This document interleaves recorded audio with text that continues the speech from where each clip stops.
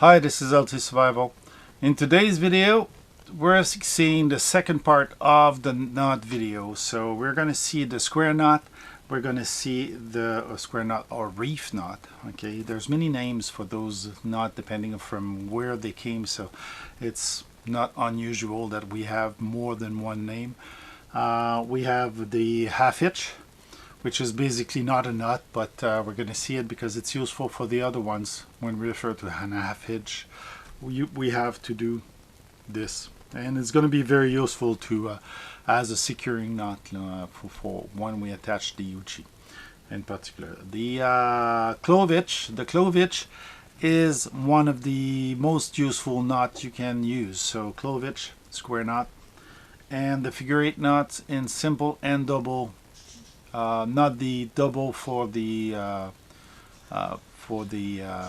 when you're scaling walls, but the double to make a permanent loop rapidly on a rope. So nothing fancy in those knots, but they're really useful for some of the use we're going to do. So stay tuned, we'll be right back.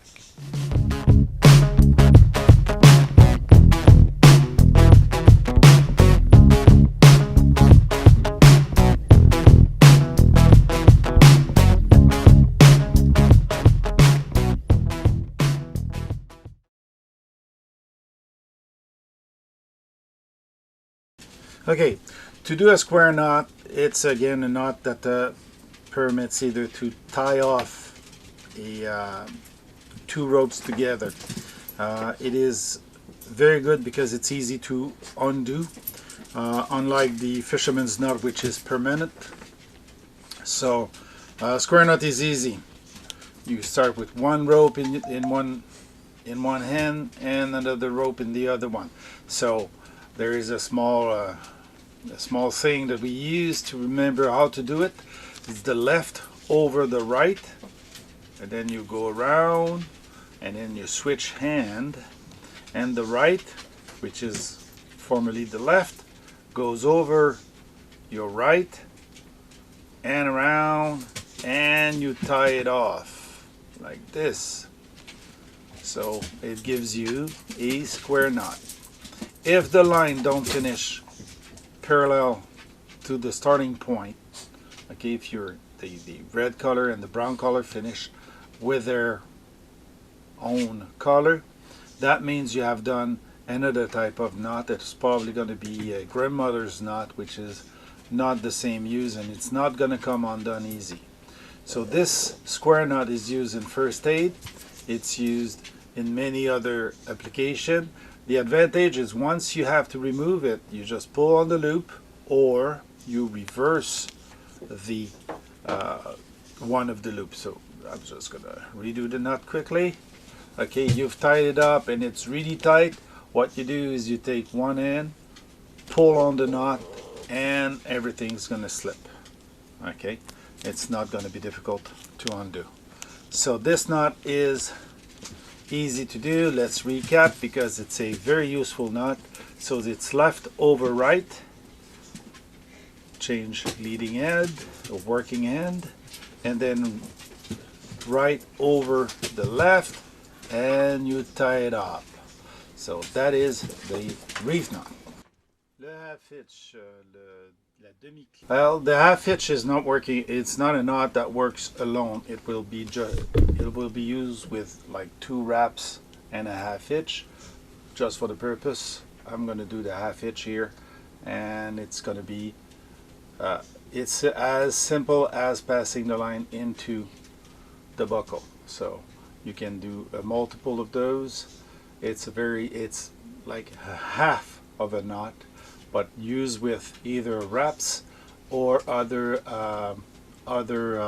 knots, it can secure the end of your knot. I like to do that with an escape hitch instead of the half hitch, but that'll come later. To the half hitch, we have to wrap over our hitching spot, not branch or something, the anchor point, and we cross over our standing end. We take the working hand and we bring it on the side to which we crossed over. So we cross to the left side, we keep the rope on the left side, and we go under that bridge we made, okay, that cross, and we finish by tightening the hitch. A hitch is biting into our anchor point, so basically that is becoming a permanent attachment. We use that often to tie off a rope so we can suspend something to a branch. We can use that to anchor our boat. We could use that to make a starting point or a finish knot to a for example, if we were to assemble two branches together, we could finish our knot with this one. So knots are used as a complementary option to another hitch that we're going to do, or wrap or something.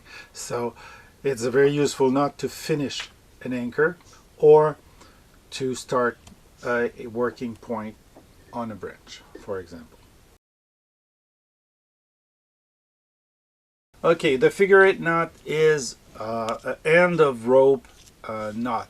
So we usually make it so the rope doesn't unwind from a pulley or from something, so it doesn't come out of the pulley, for example.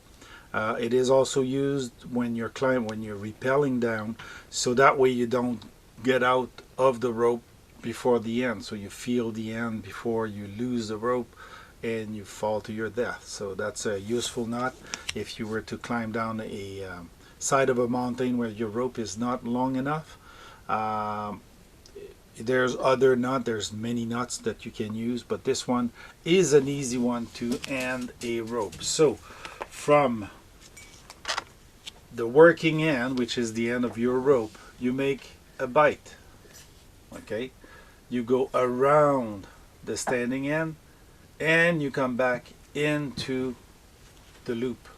So you make basically a loop and you end up with a figure eight knot at the end of your rope. As simple as that. It's really simple knots. So let's do it again. You make a loop, so you go over your standing end, go around the standing end and into the first loop you made, and you tight. This is the simplest knot ever.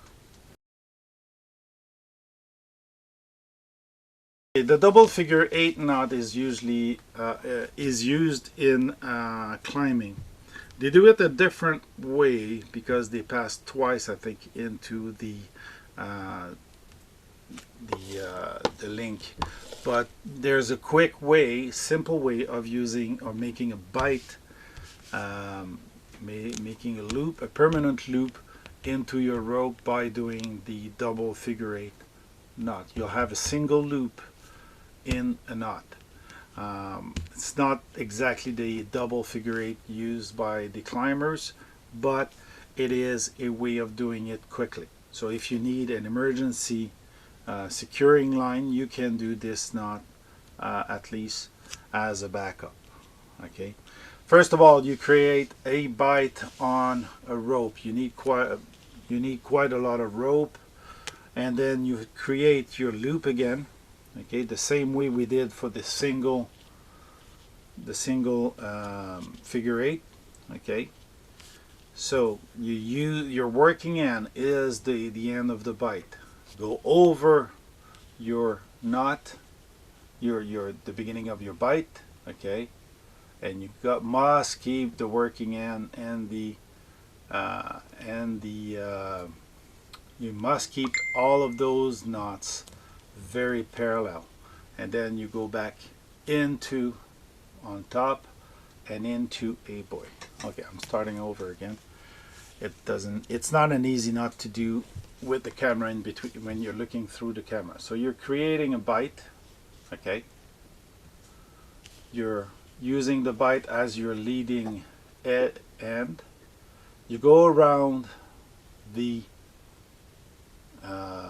standing rope and over and into the loop you had created at first, making a figure 8 knot.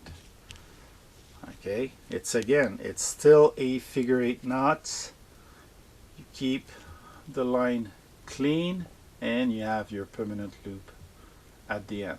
You could do that for a key fob, for example, and burn and clip and burn the end. Makes a beautiful large knot.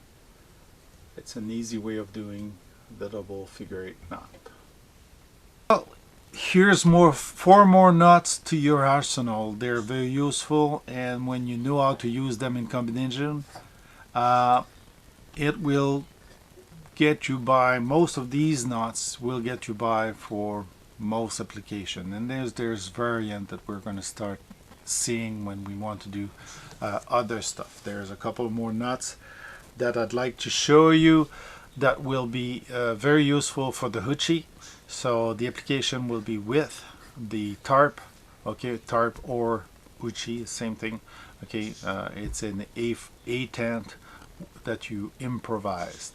We use that a lot in the cadets because that's our on-the-go tent. Every member of the team is carrying one ground sheet that we zip together and make a hoochie tent that can house up to 3 people, even though it's for 2 people. So it's a very useful tent.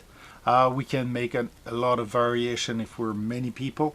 We used to call them the poncho motels because we assembled many of those together and make a very roomy tent, improvised tent. So it's pretty fun to do, and cadets love them when they can do those multiple person tent. So we're going to see that in the future videos, so stay tuned, and we'll be back with more of those knots. If you like these videos, please give it a thumbs up, share and subscribe, and we'll be right back with more of those.